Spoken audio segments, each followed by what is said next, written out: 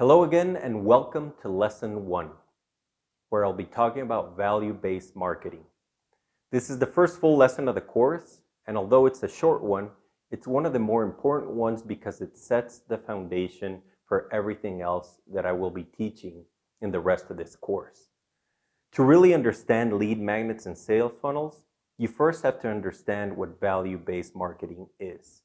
You may have also heard of value-based marketing being referred to as content marketing, but essentially it's built on the premise of giving without receiving or without asking for something in return. Value-based marketing is about offering value to your customers without asking for the sale.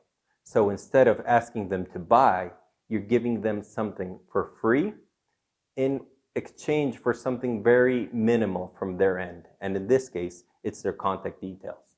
So first, prospects actually thank you for having received something.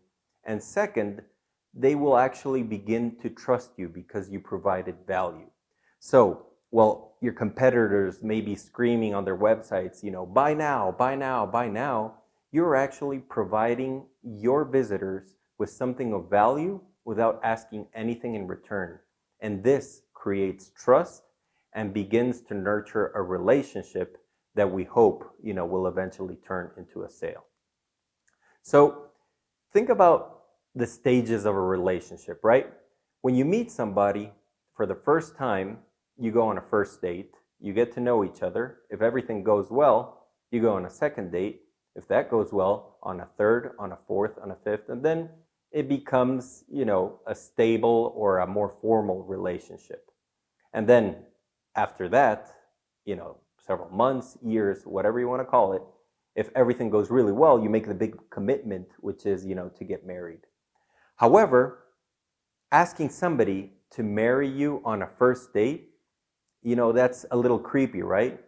And when we ask visitors on our website to buy from us the first time they're visiting our website, it's essentially the same thing. They don't know us.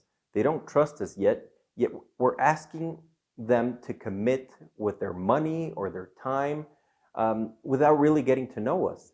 So here is where value-based marketing comes into play.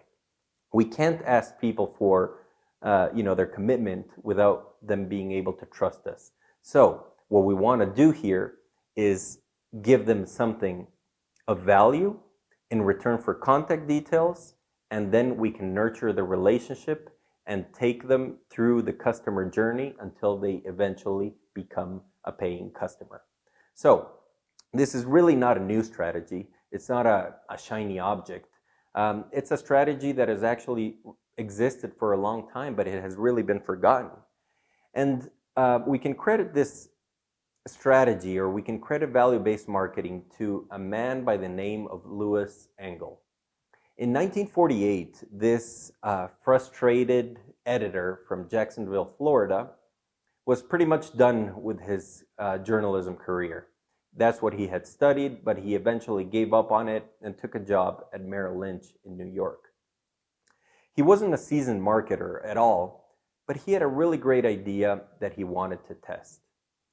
He basically wanted to give away free content and then give away even more content after getting people interested in the first piece of content that he wanted to give out. So he ran this idea through his bosses, and they thought it was ridiculous. Nobody at the time was doing this, right? They were relying on the straightforward, normal ads, and that's what they wanted him to run.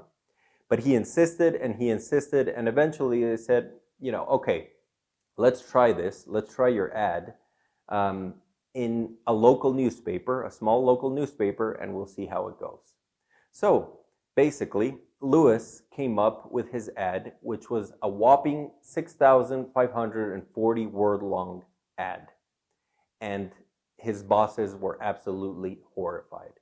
But they had committed to allowing him to run it in a local newspaper, and that's essentially what he did. And the results, 5,000 people opted in to receive that additional piece of information. So this 6,500 word long ad had a call to action at the end that said, We can't absolutely cover everything in this page of the newspaper, but if you'd like to learn more, write us or call us, and we'll be happy to send you the full pamphlet at no cost with no obligations. And remember, at that time, it wasn't like it is today. People probably had to cut a piece of that ad, fill out their contact details, post it back, and they were doing this. So 5,000 people actually did this. And his bosses then determined that Lewis was really onto something. So they allowed this to run in the New York Times, and in the lifespan of this ad, it pulled in 3 million leads for Merrill Lynch in the New York Times. So that is value-based marketing. It has existed since 1948. It exists today, but today it exists in the form of a lead magnet, which I'll tell you all about in the following lesson. But for now, let's start talking about the larger market formula.